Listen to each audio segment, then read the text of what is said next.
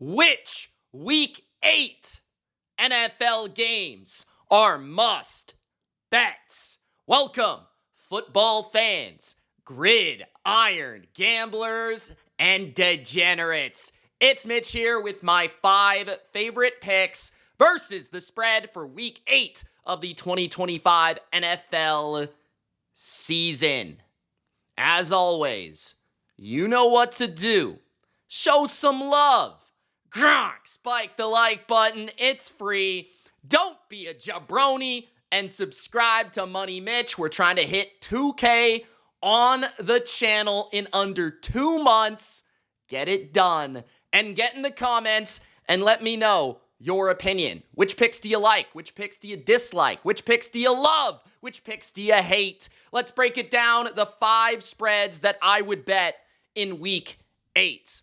Let's begin, with the team that we bet every week, and that is my New England Patriots. Guys, we're just not going to stop betting the Patriots until the Bucs learn, until they understand that Drake May is the MVP of football. We're just going to keep betting the Patriots, especially against these terrible football teams like the Saints and the Titans, and now the Browns. The Patriots are back at home after winning, 4 straight games, 3 straight on the road. They're back at home, and they're taking on a Cleveland team off a big win over the Miami Dolphins, and Tua turned the ball over.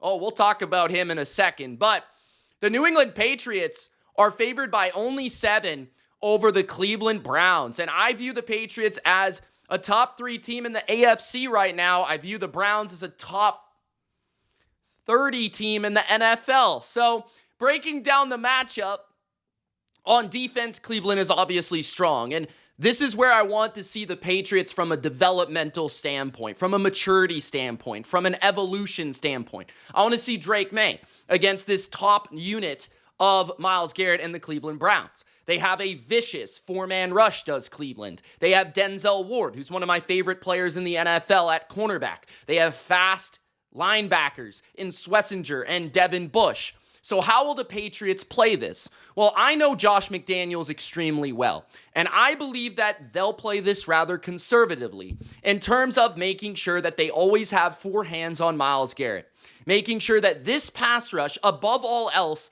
does not ruin this game. So I expect a ton of screens early in this game. I expect a ton of rollouts for Drake May, moving pockets for Drake May. Luckily, he's probably the best outside the pocket passer in the NFL next to Josh Allen and Patrick Mahomes that we have in the sport. So he should be able to make those plays. I also view Cleveland as a team that typically plays a lot of man coverage. Now, the Patriots, you would think, would not play well against man coverage because their receiving core isn't really all that extremely talented, but they're actually number 1. Drake May is the best quarterback against man coverage so far this season, and I expect him to hum because Cleveland may be able to get more incompletions against May than a team like Tennessee, where May was 91% completion. That's just insane, ridiculous. Cleveland is much better. They're going to play tighter window coverages, and it's going to be more difficult to have that sustained success. But what Cleveland does allow, especially on the road, is explosive passing plays.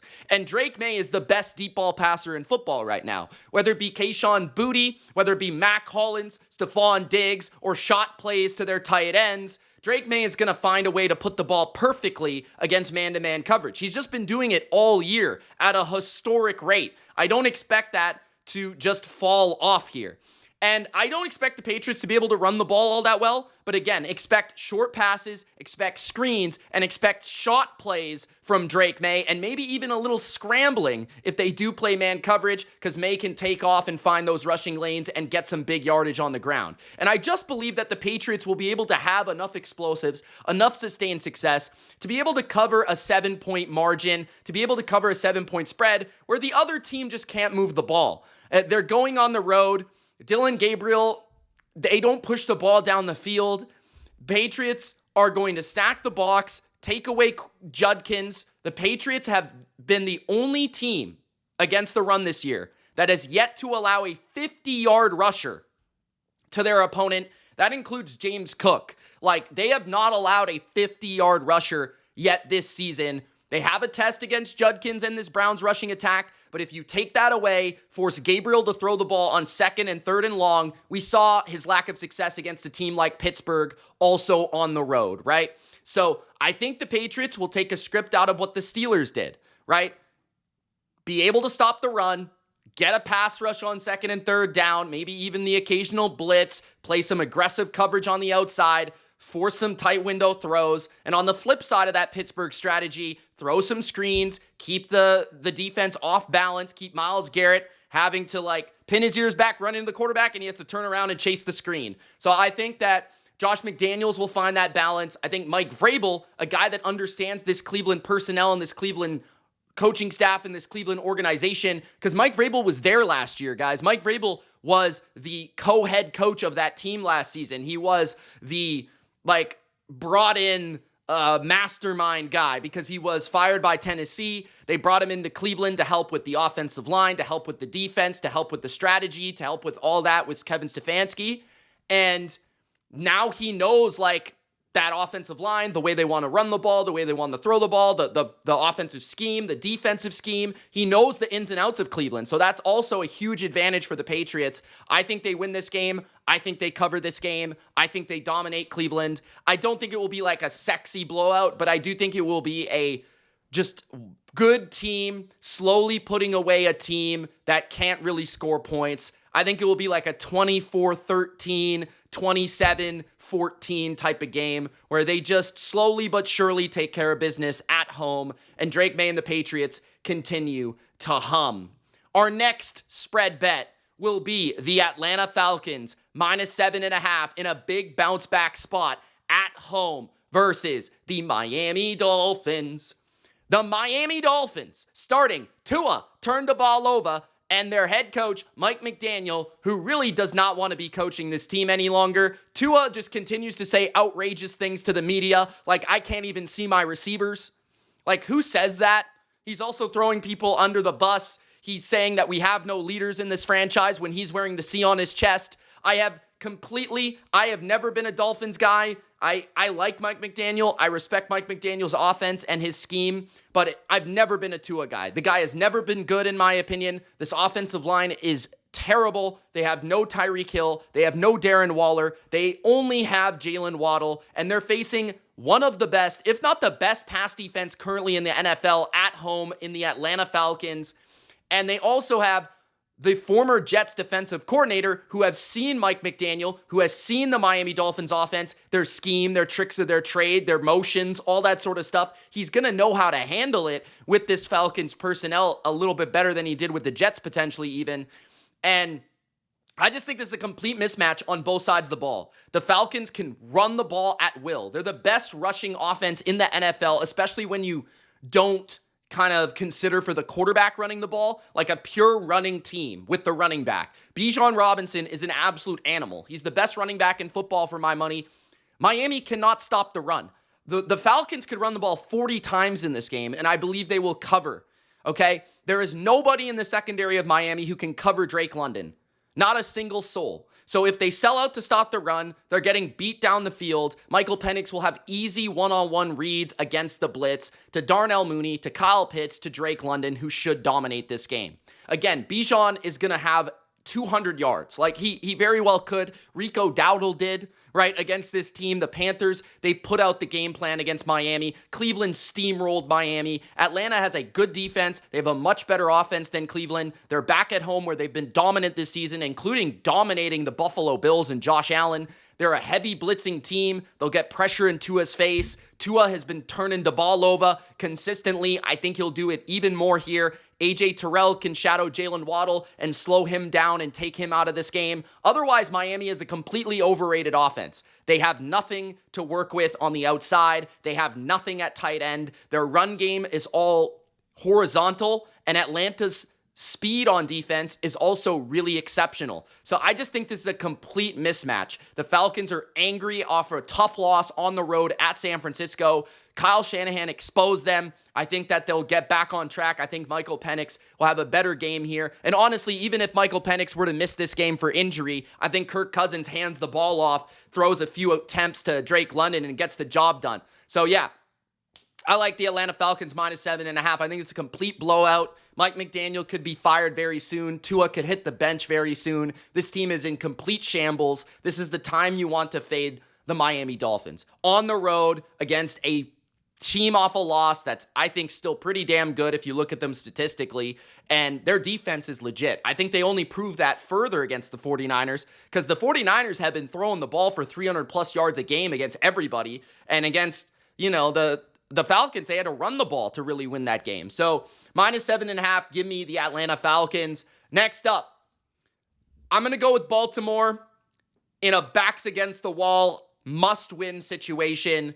Give me the Ravens at home, where I typically do love to bet them, and Lamar Jackson, Derrick Henry against this overrated Bears team that I'm still not a huge fan of. I don't really love their defense, and I don't really love their quarterback. So that's a combination of things that I don't love about a team, period, right? Chicago has been able to turn the ball over against an overrated Washington side, and then Spencer Rattler last week, they were able to take advantage of numerous opportunities to just run away with that game, and honestly, they didn't really run away with it to the degree that they probably should have, despite all the mistakes Spencer Rattler made in that game.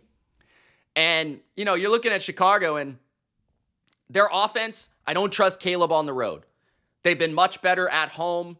He hasn't been as good as a player, as a quarterback, as a team, Chicago, on the road, okay? Baltimore, historically, Lamar Jackson, historically against NFC opponents, has always dominated the NFC because of the lack of familiarity with the style of Lamar Jackson. Historically, Dennis Allen's defenses have struggled with mobile quarterbacks like Lamar Jackson, and Chicago overall has been terrible against the run for the last 2 seasons. Now, they took care of business against New Orleans, but now they have coming to town Lamar and Derrick Henry off of a bye, rested, angry. Derrick Henry I thought he got it going against the Rams, who have a good run defense. I think they could really run the ball here. Plus, the Ravens are fully healthy on offense. They have, the full offensive line. They have Derrick Henry, Patrick Ricard at fullback. They got Likely and Andrews now at tight end to take advantage of this secondary. And then Zay Flowers is full participant at practice, ready to rock. Rashad Bateman ready to go. D-Hop ready to go and rested, the older veteran off the bye. And Chicago has injuries on defense. They of course, for the entire season, Jalen Johnson is out. Who is covering Zay Flowers out there on this Chicago side? I don't see anybody, right? Tyreek Stevenson's injured. I feel like Chicago's defense, yes, has been playing better. Yes, they've been blitzing a little bit better. Yes, that's true. But I think they'll fail to stop the run on early downs, setting up the play action for Baltimore to have plenty of success. Chicago also does not have an exceptional pass rush, so Lamar should have plenty of time to throw in this game. And I think they do have mismatches, rather at tight end or at wide receiver in this game, to be able to take advantage of that. And then on the other side of the ball, I do look at the defense of the Ravens as, yes, it's kind of the tricky matchup. It's kind of the tough side of the ball to measure because the Ravens have been so terrible on defense so far this season. But I look at them and I say they're going to be healthier. And they made a key trade, okay? They traded for a safety from the Chargers, Gilman. They traded Oweh, their defensive end. Gilman slots in as their free safety. That moves Kyle Hamilton to the nickelback position. It moves Marlon Humphrey out of nickel to perimeter corner. And it might solve their secondary in a major way. Because now they'll have Marlon Humphrey on one side, Nate Wiggins on the other, Hamilton in the nickel. And that potentially allows them to play better match and zone coverages. And they've always said about Kyle Hamilton, he'll take care of any weakness that they have. And by adding Gilman back there, it changes the look of their secondary. Baltimore was really terrible on defense early last year, and they got it going towards the end. This is what we might be seeing. Now, they still don't have Justin Madubuike. Is it Nnamdi Madubuike? I can't keep up with the guy's name. But regardless, they still have, I think, enough up front. Roquan is healthy. Kyle Van Noy is healthy. Mike Green. Okay, they just signed Carl Lawson for a bit of depth concern.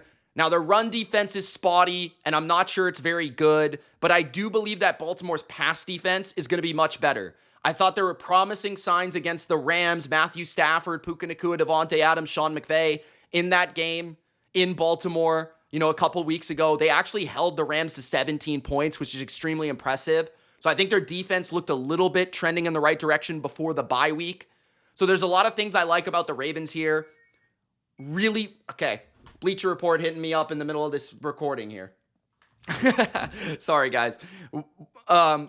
So the Baltimore Ravens, I think they're going to win. I think they're going to cover. I think they're going to take care of business. I think they're angry. I think they know they have to win this game. I think if John Harbaugh loses this game, his job could be on the line. And I think Lamar Jackson coming back is going to stabilize this offense and is going to get them back to playing Baltimore football. So I'm going to go with the Ravens -6.5 against a team I still don't believe in the Chicago Bears.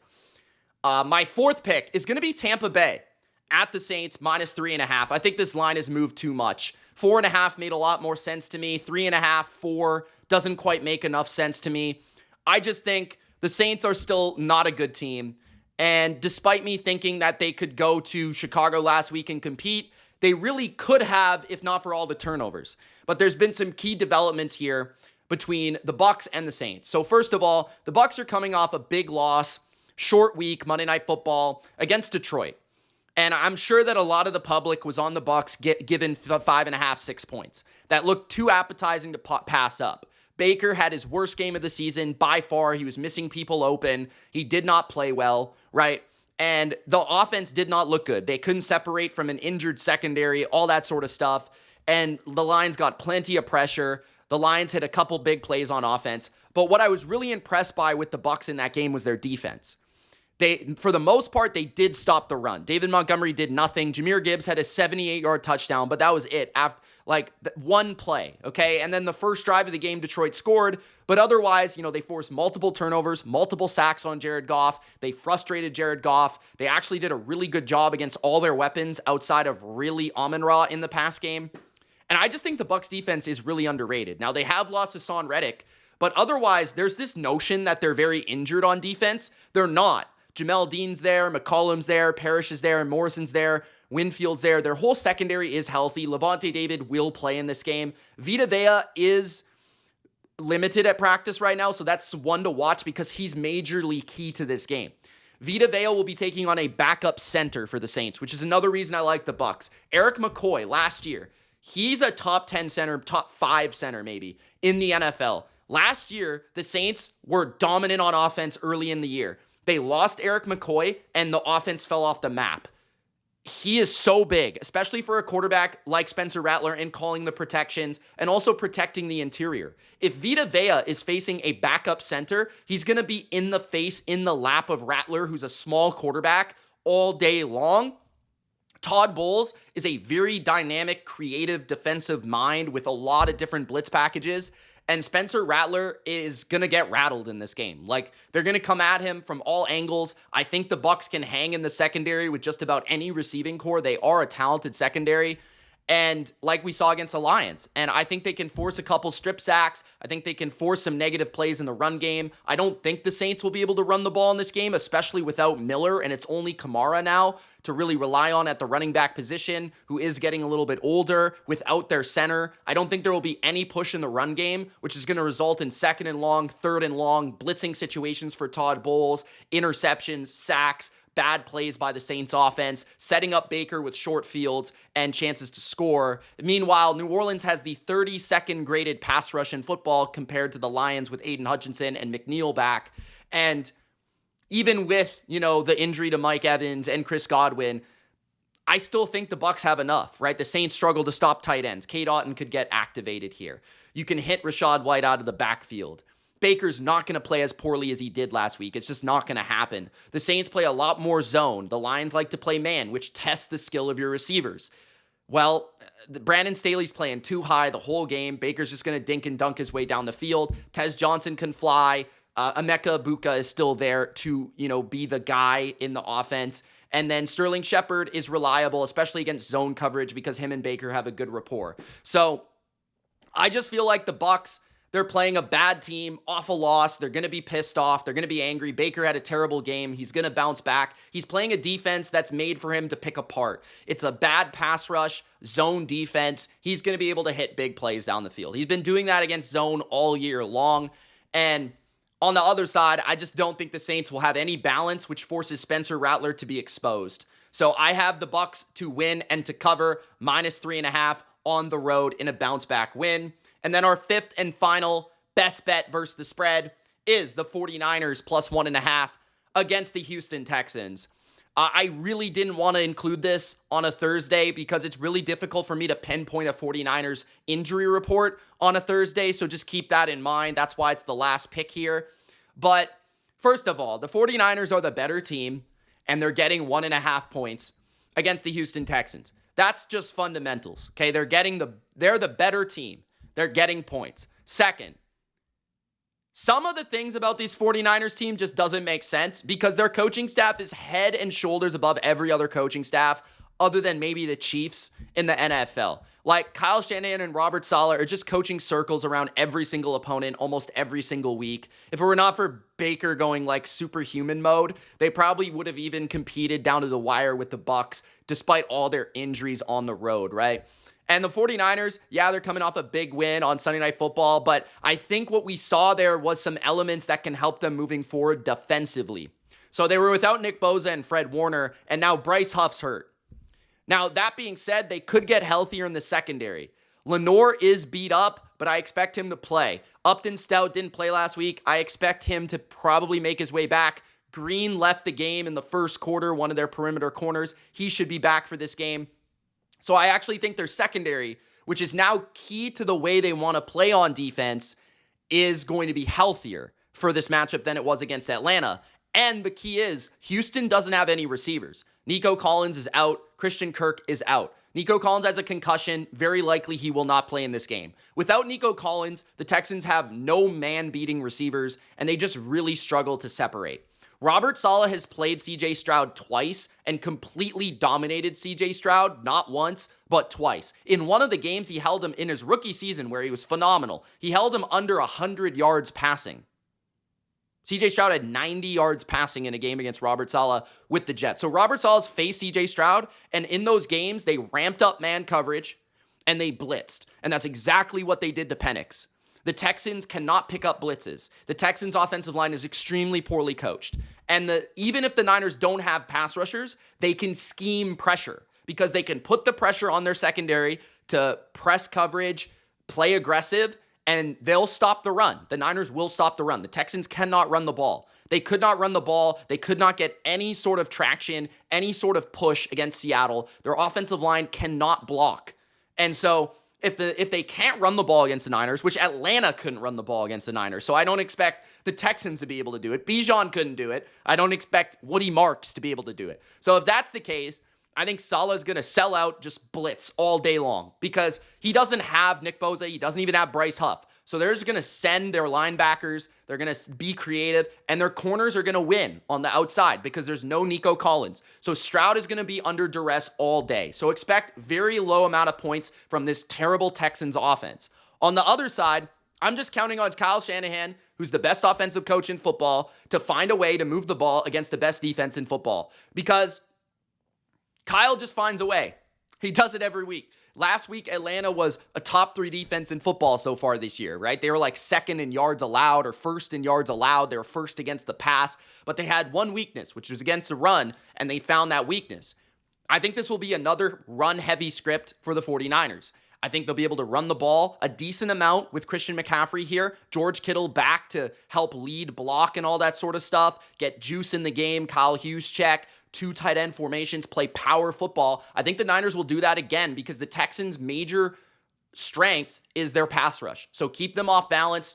I could see some screens. I could see a ton of runs. And I think that Mac Jones, as long as they're not inconsistent third down and longs, Mac is going to get the ball out quick, right? He's not going to mess around. That's what he does best. He's going to get the ball out quick. And if you're thinking about the Texans, they have phenomenal perimeter corners, Stingley, Lassiter. But right now, where the Niners are strongest is really their inside playmakers. So Kittle, Christian McCaffrey, those are guys that you can take advantage of if the Texans want to play man coverage in this game to try to get after Mac Jones with their pass rush, right? I do think that McCaffrey is going to be just huge in this game. Kittle on National Tight End Day, which I believe it is on Sunday, he's going to be major in this game in one-on-one mismatch situations. And then maybe Ricky Pearsall comes back. I don't think so. But Jawan Jennings feels like he's getting healthier every week. Kendrick Bourne is still going pretty strong right now. So they'll make a couple plays. Maybe Demarcus Robinson sparks down the field or something. But I just trust Kyle to be able to control the pace of the game. And when you watch the Texans, they take so many stupid penalties. They manage the clock very poorly. They're very conservative on fourth downs. They punt the ball way too much. Like, the Niners just have a excessive coaching advantage here, even though they're on the road, right? And I would maybe even make an argument that Mac Jones right now is playing better than CJ Stroud. So they might even have the better quarterback here. So I like the Niners plus 1.5. I just think the coaching makes all the difference, even if they have so many injuries that it's outrageous. And without Nico Collins, I struggle to see the Texans really being able to put up the points necessary to win and cover this game. Hey, maybe the Texans even win by a point. I wouldn't be surprised by that, 17-16. So give me the Niners to cover this game and probably win this game as well. Those are your 5 best bets versus the spread for Week 8 of the 2025 NFL season. If you enjoyed, Gronk, spike the like button. Don't be a jabroni, subscribe. We're trying to reach 2K. And good luck on your bets, guys. Peace.